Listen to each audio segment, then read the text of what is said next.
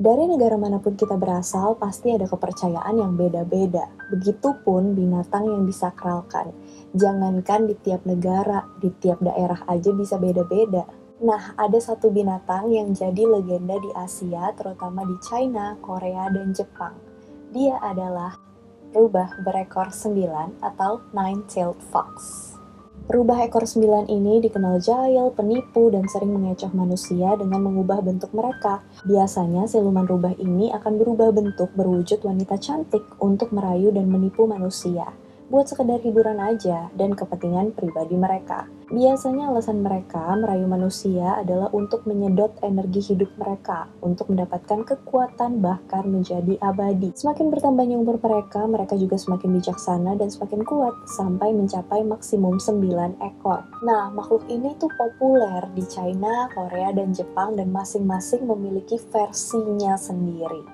Kemungkinan besar akarnya, idenya itu berasal dari China baru kemudian menyebar ke Korea dan juga Jepang. Dalam versi Jepangnya disebut kitsune, dalam versi Koreanya kumiho, dan versi Chinanya huliching. Nah, sekarang kita bahas dulu dari yang paling umum, dari yang paling banyak orang tahu. Yang pertama adalah kitsune.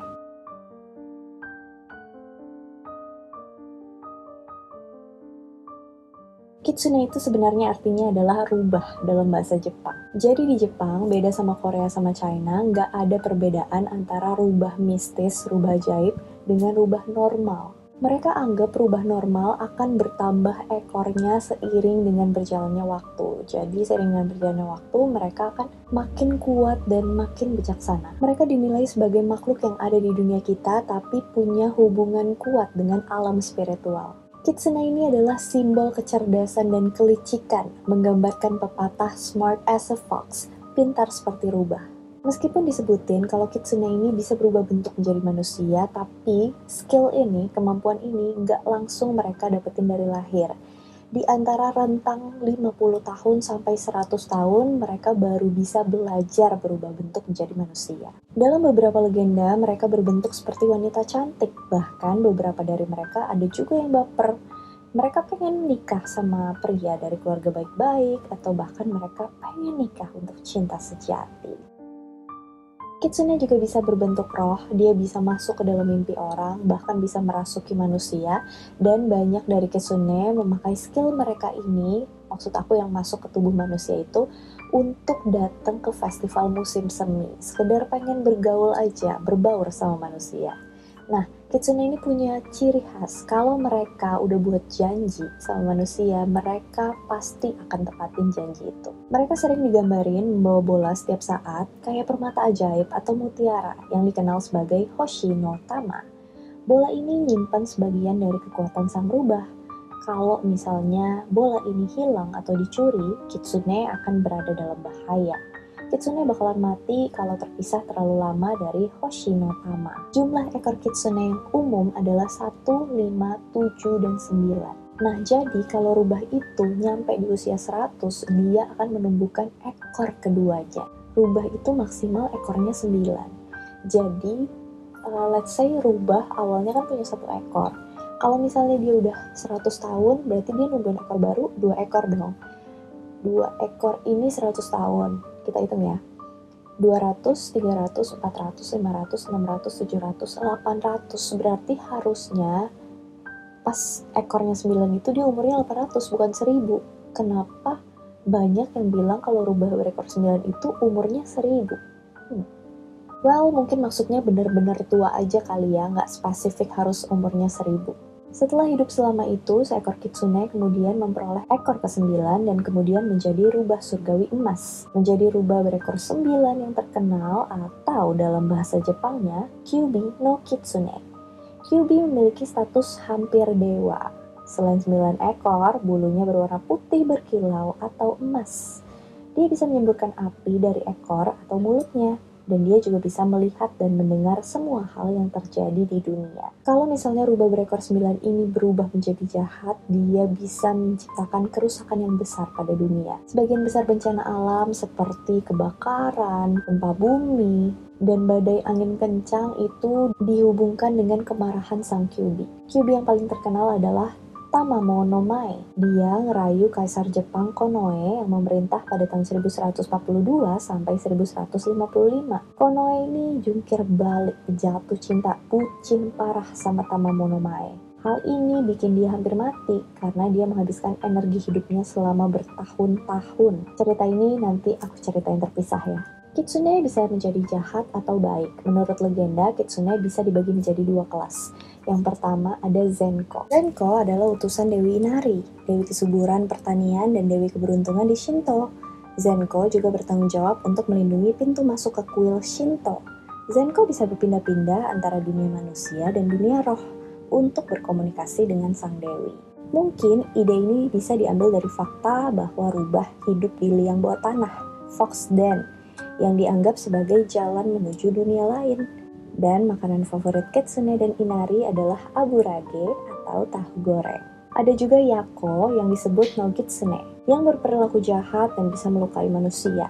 Dongeng menggambarkan mereka sebagai penipu licik yang menggunakan kekuatan mereka untuk menipu manusia dan bahkan kadang-kadang Kitsune lainnya. Image rubah sebagai penggoda kayaknya cukup melekat nih di Jepang.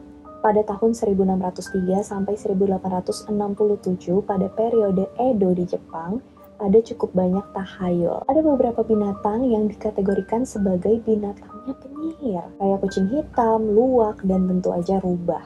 Mereka kemudian diberi label sebagai keluarga penyihir. Kadang-kadang rubah ini juga bisa disebut sebagai rubah goblin. Rubah goblin itu dihubungkan dengan perubahan cuaca, kejadian aneh di rumah, dan kerasukan terhadap manusia.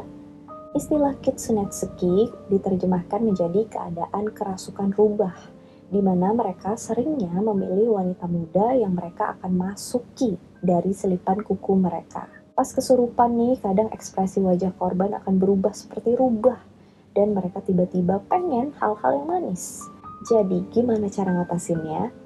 Pertamanya, diajarin cara supaya si rubah ini keluar dari tubuh manusia dengan cara dipukulin dan dibakar habis-habisan. Tapi kan gak mungkin, kasihan manusianya.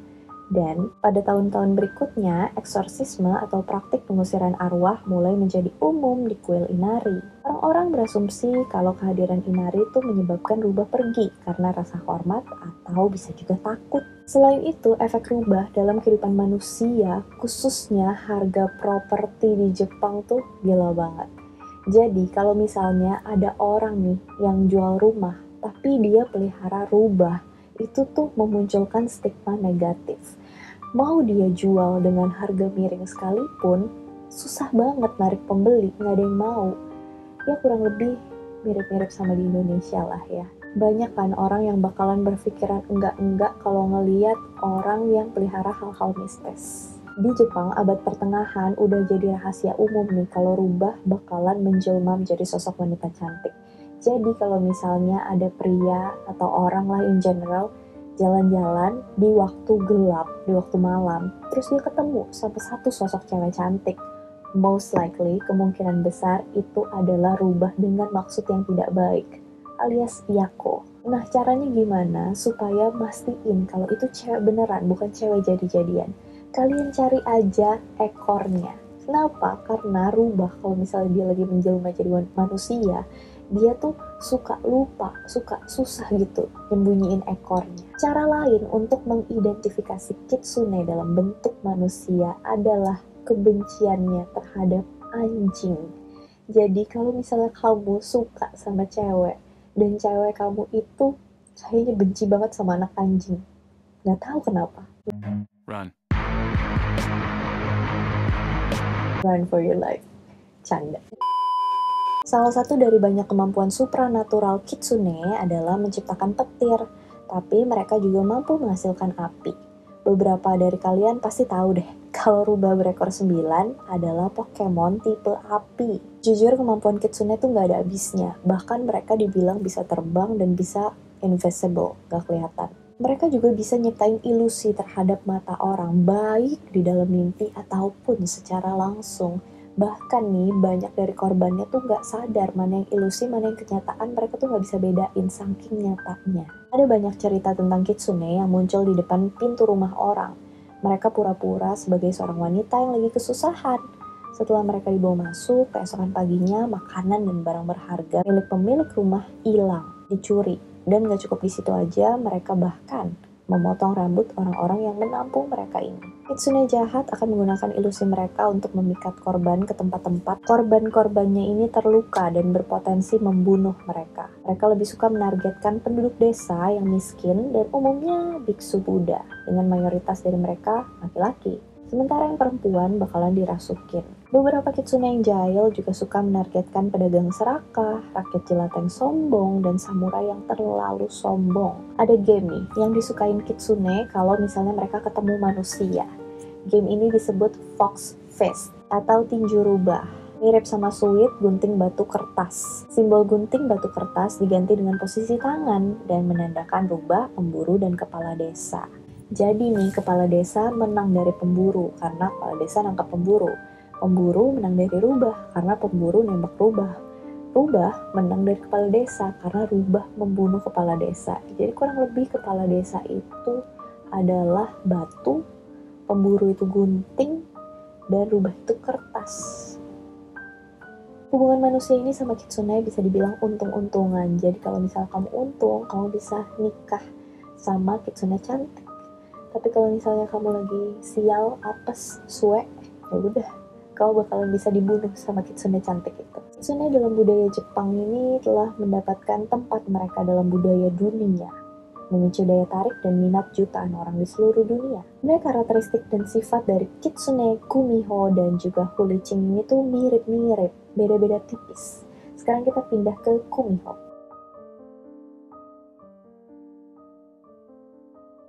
Kumiho atau kumio ya. Bedanya sama Jepang, kalau di Korea ini kumiho adalah rubah supranatural. Kumiho berarti rubah berekor 9 dalam bahasa Koreanya. Ketika rubah normal hidup cukup lama, dia berubah menjadi kumiho.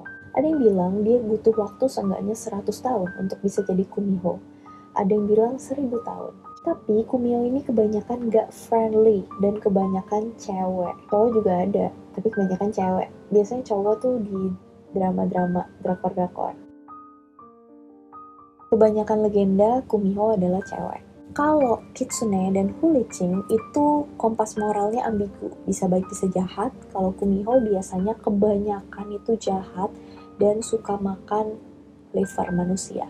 Legenda menceritakan kumiho adalah rubah mistis yang biasanya mengincar liver manusia. Dia sering menjebak manusia dengan perawakan cantiknya. Kemudian setelah tertipu, dia akan menyantap liver manusia tersebut. Kumiho juga sering digambarkan sebagai makhluk yang haus darah, yang berkeliaran di kuburan di malam hari, menggali kuburan untuk memakan liver manusia.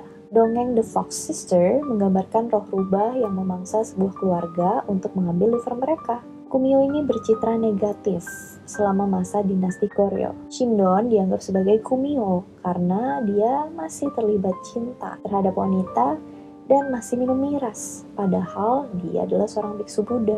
Taiping Guangqi mengklaim sila menyembah rubah sebagai makhluk suci. Yang menjadi ciri khas dari kumiho adalah mereka punya yougusu atau fox beat, atau dalam bahasa Indonesianya adalah kelereng rubah. Yang dikatakan kelereng ini berisi pengetahuan. Menurut mitologi Korea nih, yougusu memberikan kekuatan kepada kumiho dan pengetahuan. Ini juga bisa memberikan kecerdasan kepada manusia kalau mereka bisa mencuri dan menelannya. Kumiho ini bisa menyerap energi manusia. Kadang mereka menyedot habis energi manusia sampai kering, menyebabkan manusia itu mati. Metode menyerap energi dengan yougusu ini melalui deep kiss atau ciuman dengan lidah. Kumio ngirim kelerengnya ke mulut orang-orang dan kemudian merebutnya kembali dengan lidah mereka. Namun kalau orang itu menelan kelerengnya dan kemudian mengamati langit, tanah, dan manusia, setiap pengamatan ini akan memberikan orang itu pengetahuan supranatural. Tapi kebanyakan orang gagal melihat langit di sebagian besar dongeng. Jadi mereka gagal mendapatkan kemampuan supranatural sang rubah, tapi mereka tetap dapat kemampuan spesial lainnya. Sebagian besar legenda menyatakan bahwa meskipun kumiho bisa merubah penampilannya seperti manusia, tapi ada ciri khas rubah yang gak berubah. Misalnya mukanya seperti rubah, atau sepasang telinga, atau ekornya kelihatan. Kalau misalnya dia berbentuk manusia sempurna juga, ya sifatnya yang masih belum berubah. Karakteristiknya masih kejam kayak rubah. Dalam Transformation of the Kumiho, seorang Kumiho berubah menjadi menyerupai pengantin wanita dan cuman bisa ketahuan pada saat bajunya dilepas. Dalam Park Moon-soo dan Kumiho mencatat pertemuan Park Moon-soo dengan seorang gadis yang tinggal sendirian di hutan, yang memiliki penampilan seperti rubah.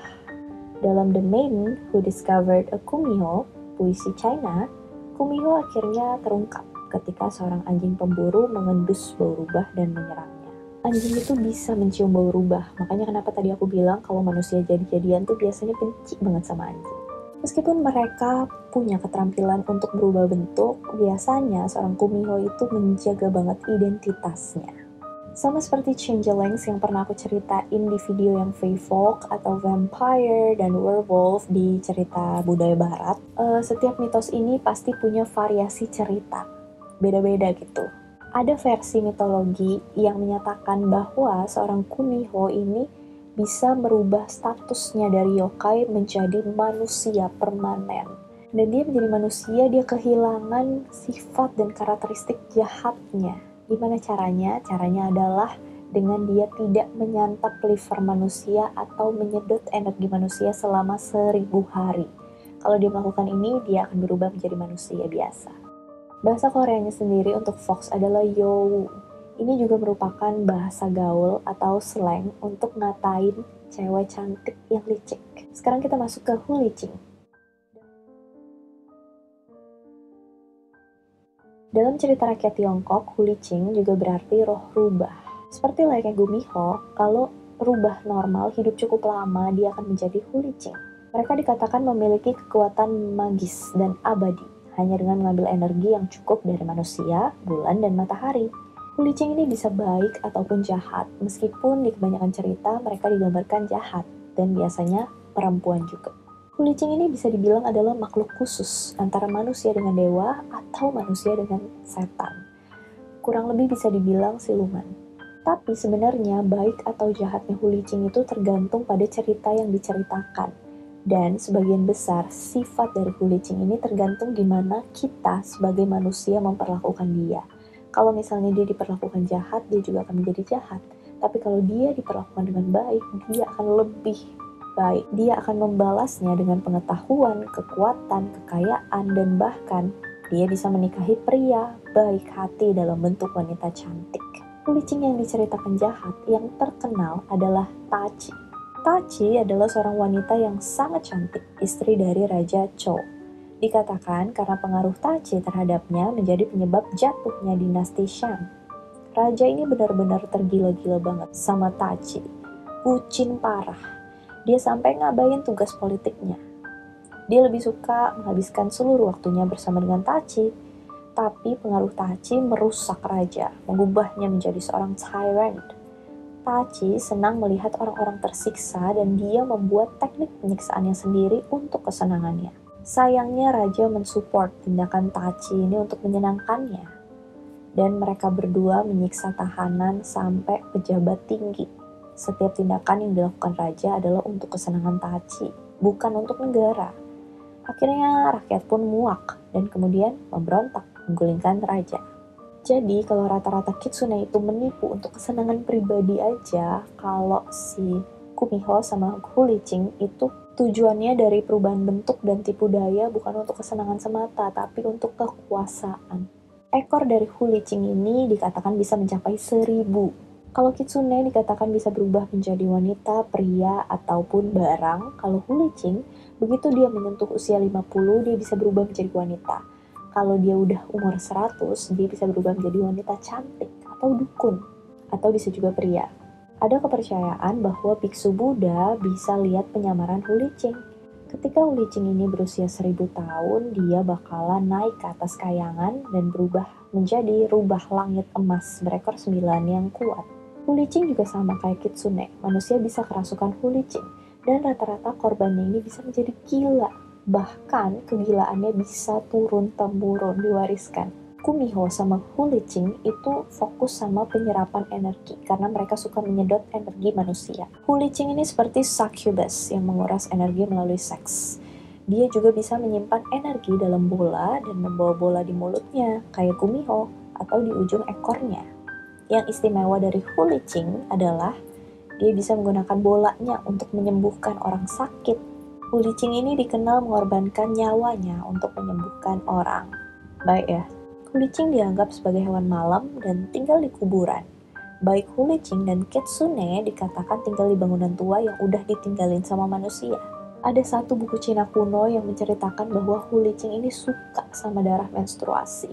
Jadi tiap bulan dia bakalan ke tempat di mana wanita buang pembalut bekasnya dan dia bakalan mencilati darah yang ada di pembalut itu.